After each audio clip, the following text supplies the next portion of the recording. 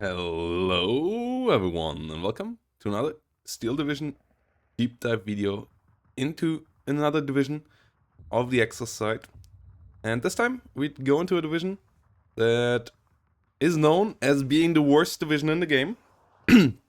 And we will check if this still holds up after its buffs that it received over the last couple of patches. We'll see, is the 50-second Sicherung still the bottom tier of divisions? Or maybe is it playable in some shape or form? Especially now that I feel like the income that it fits the best, V for Victory, has been not buffed directly, but the other top level incomes have been nerfed, so V for Victory might actually be somewhat viable now. So let's have a look onto 50-second Sicherungs and see how it holds up. And we start in the Recon tab, which is not that deep. And you have a couple of options, but really only two in my eyes make a lot of sense. One of them is the sniper, which the tower sniperies, these Lithuanian units here, have a SVT-40 PU sniper, which is a pretty good sniper rifle. Semi-automatic sniper rifle. So, does its damage for sure. And it's a classic 20-point two-man sniper. So nothing special here, but it does its job. It gives you recon. If you hold fire, it doesn't reveal itself. If you want to have it to kill something, it can kill something on range. The Aufklärers here don't have any special transport, so they are not that amazing. And then you get a Panther recon card, and usually you don't take recon Panthers. No, or most of the time you just don't. But here you kind of have to, because it's the only tank card you get before C phase. You don't get any in A, and you get this in B phase. So you pretty much need them, especially if you play ranked, because some maps just need tanks, and then these Panther are your saving grace in B phase. So, Aufklärungs Panther, it is here. And then we go into the Infantry tab, which has a lot of options, and quite a couple of them are somewhat decent now. Including the Tar Savorny, which is back to 15 points and comes with great availability. As if we double check here, it comes with 12, 18, 24. So you want to take it in A phase because it's not 12, 24, 36, it's 12, 18. So you want to take them in A because there they get the best availability, and they still come with 8 on veterancy. So I would recommend them taking them with veterancy. But they're not the most damage output unit, best damage output unit. For 15 points, they're obviously supposed to be more of a meat shield, but they do that pretty well with 11 hit points for 15 points. And with veterancy, the rifles at least will do a bit of damage. They have an anti-tank grenade, which is helpful as well, but mostly they're here to just receive damage. The unit that does deal a bit of damage here is the Sicherungs, which you also want for the GRB 39 though. Like, you could also take Grenadiers in A. They have better damage output, but first of all, they have one less hit point. They have the better MG for 20 points, but they have one less hit points, and the Panzerfaust, in my eyes, is less needed here than the Granatbüchse 39, which with its 60 penetration is pretty good against light armor, and its 5 damage help out a lot. So if this penetrates twice against an 20mm autocannon, and those are the biggest issues with this division often, you kill it. So Sicherungs in A are, in my eyes, better than Grenadiers in A, and help you out here. The other options here are Lettische Hilfspolizei, which also have 12, 24 availability, so these might be something that you might want to take in A if you want to have a lot of units in B, as the availability in B is amazing. But they have 10 hit points. You can't take them with veterancy, but they have SVTs, so they have maybe slightly better damage output than the Tar, but you have one less hit points, and they are disheartened versus the others have Raider. So yes, disheartened is not a super big debuff, and Raiders is not a super big buff, but combined it makes a difference. So I would recommend the Tar, and then you get the KM, the Kriegsmarine Flaktruppen, which have 15 hit points, but you only get 9 of them without veterancy. And they don't have that much damage output without the veterancy.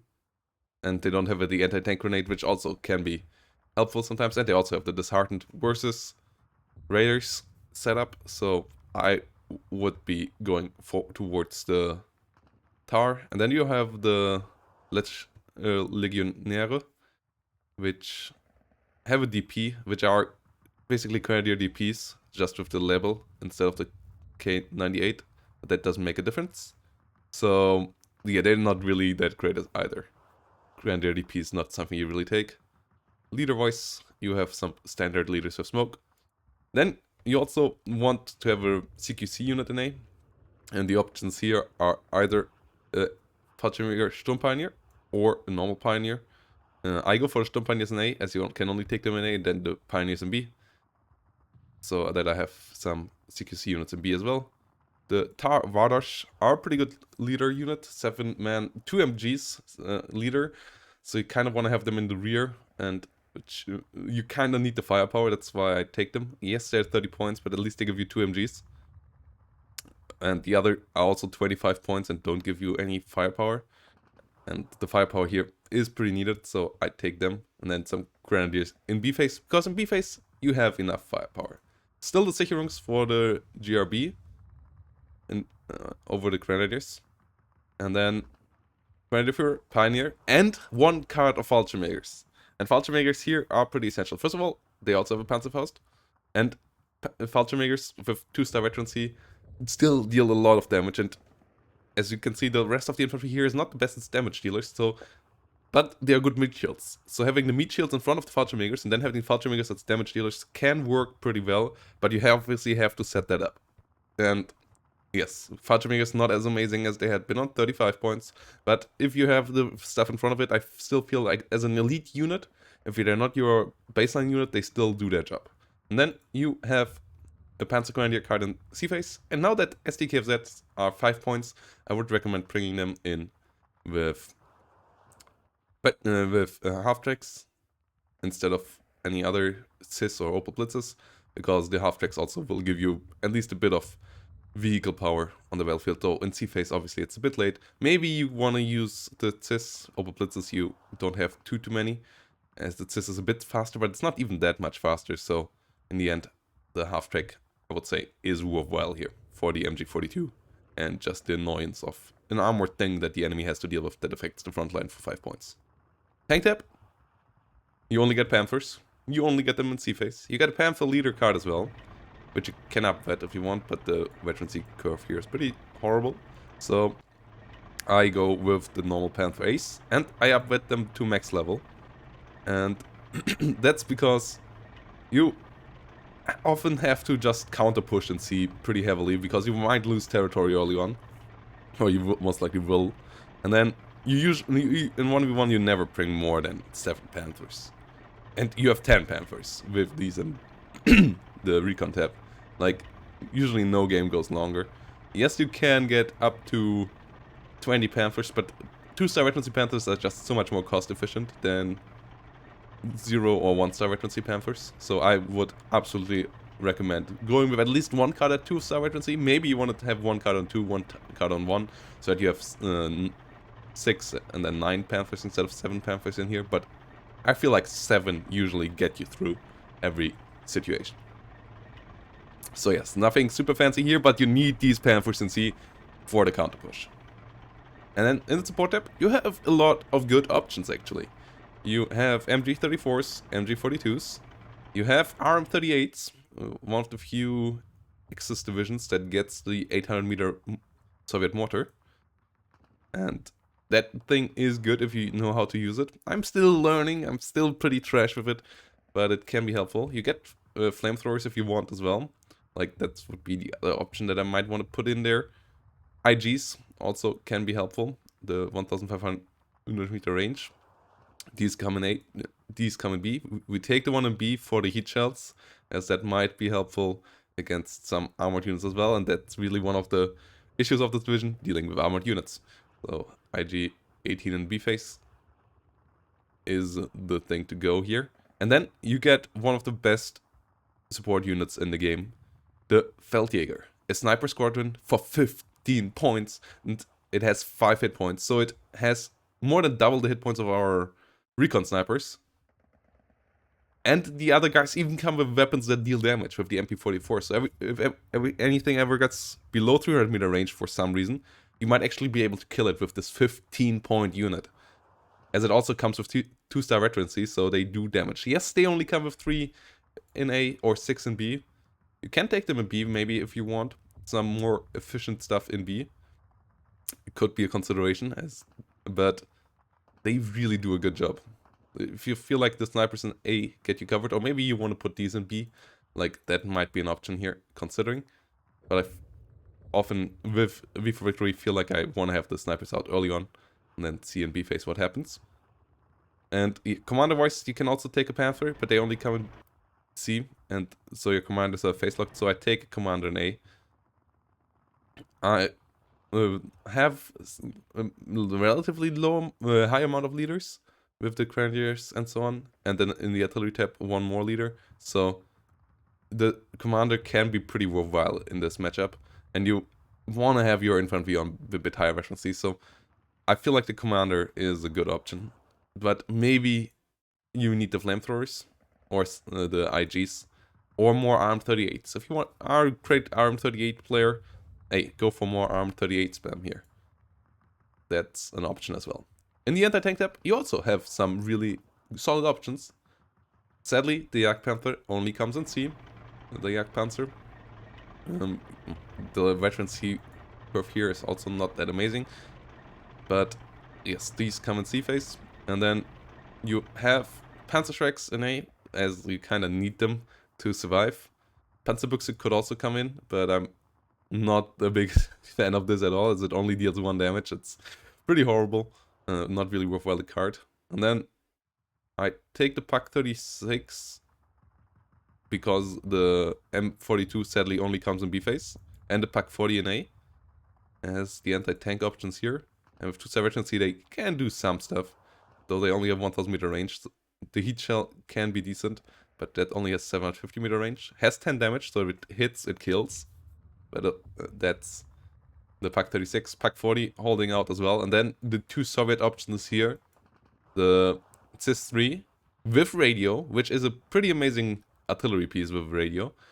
And if you can supply it for 45 points, you get a really good artillery piece. Like, you could actually set up an artillery battery with these in B and just use them as artillery guns. That's how good they are for 45 points.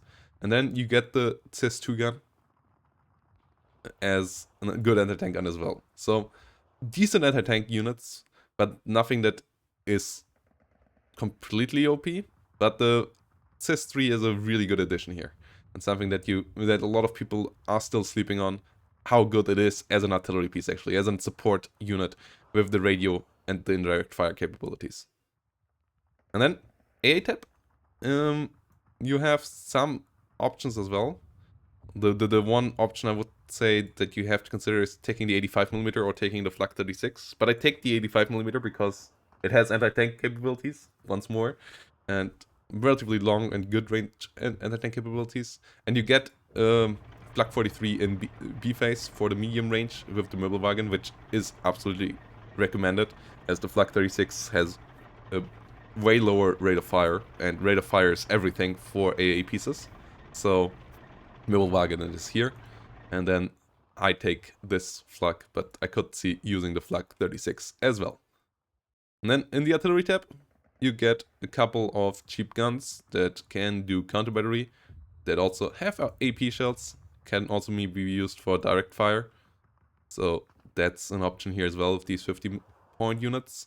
Then some counter battery units here, and then in C phase, some radio guided M30s. And M30s without radio are pretty horrible. M30s with radio are decent as artillery pieces, as they have 5 rounds per minute, and the damage is solid, but really they are so inaccurate without radio. But as I said, with radio here, the Axis one can actually do some jobs. So if you get some leaders with radios up forward, and you have the grenadier leaders and the tank leaders and the artillery leaders with radio, you can actually do some stuff there. Sadly, your snipers don't come with radio. So, distance sea phase, if you ever run into an artillery battle, I take them there. And then in the air tab, you get a couple of good Focke-Wulf fighter bombers. And, with the latest edition, also some anti-tank rocket planes. Another tool that is not a tank that helps you dealing with tanks, because that's the biggest issue of this division. You have great ARM 38s for winning infantry fights, you have the snipers for winning infantry fights, you have MGs, you have artillery, you have fighter bombers, and your infantry itself can defend itself. So really, the question is, can you deal with armor? And I feel like this deck gets closer to it again.